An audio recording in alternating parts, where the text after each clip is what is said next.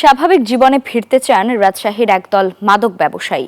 তারা জানান, সরকার সহায়তা করলে মাদক ব্যবসা ছেড়ে দেবেন। মাদকদ্রব্য নিয়ন্ত্রণ অধিদপ্তর বলছে, পুনর্বাসনের প্রকল্প না থাকায় তাদের সরাসরি সহায়তা করা সম্ভব নয়। তবে তাদের সহযোগিতা করা উচিত বলে মনে করেন বিশেষজ্ঞরা। রাজশাহী থেকে মতিউর মুর্তজার তথ্য ও চিত্রে ডেস্ক রিপোর্ট। ফেন্সিডিল সেবনের টাকা জোগাড়ে গিয়ে 2010 সালে মাদক ব্যবসায় জড়িয়ে পড়েন এই ব্যক্তি। অল্প পরিশ্রমে বেশি টাকা আয়ের লোভে পড়ে আর ফিরতে পারেননি।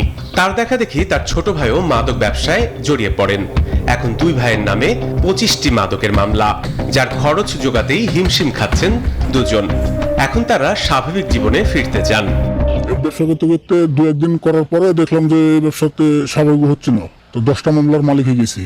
তখন তো ব্যবসা যেহেতু স্টপ আছে, তো ব্যবসা মামলা চালাবো কি করি? এই মামলার স্বার্থে এখন ব্যবসা করা লাগছে।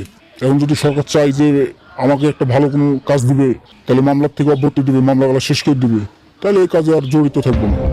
এই দুই মাদক ব্যবসায়ীর মতো অনেকেই জানান, মামলা জালের ফাঁদে পড়ে অনেকেই ইচ্ছা থাকলেও মাদক ব্যবসা ছাড়তে পারছেন না। সরকার যদি পুনর্বাসনের সহায়তা করে, তবে তারা নিজেদের ভুল শুধরে স্বাভাবিক জীবনে ফিরতে চান। অতিরিক্ত মামলার কারণে আমাদেরকে জোরপূর্বক হাজিরা দেওয়ার জন্য লাগতে হয়। ভালো একটা কর্ম যদি পাই, তাহলে এই জগৎ থেকে আমরা একবারে হেঁটে যাবার মামলাগুলো সরকারি ভাবে জানে দেখে জানে সরকার যেন মামলাগুলো খালাস চাই। আমরা যদি নাও করি, তাও প্রশাসন তো আমাদেরকে ছেড়ছে না, চান্দা দেওয়াই লাগছে আমাদেরকে। তাহলে আমরা কিভাবে বাঁচবো? বাধ্য সমন আবার করা লাগছে। এই ঈদে জামা জুতো অ্যাক্সেসরিজের ডিসকাউন্ট। পুনর্বাসন প্রকল্প না থাকায় মাদক ব্যবসায়ীদের স্বাভাবিক জীবনে ফেরাতে সরাসরি সহায়তা করা সম্ভব নয় বলে জানায় মাদক দ্রব্য নিয়ন্ত্রণ অধিদপ্তর।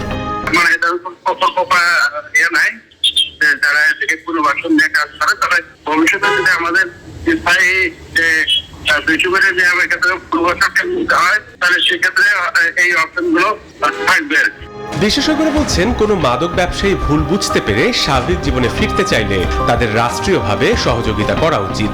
এক্ষেত্রে তারা যদি নিজেরাই ভুল বুঝতে পারে এবং এখান থেকে ফিরতে চায় স্বাভাবিক জীবনে, অবশ্যই রাষ্ট্রের সহযোগিতা করা দরকার। মাদক ব্যবসা নির্মূলে আইন প্রয়োগ করার পাশাপাশি সামাজিক সচেতনতা ও কার্যকর পুনর্বাসন ব্যবস্থা চালু রাখার উপরও গুরুত্ব দেন এই বিশেষজ্ঞ। Desk report, news 24।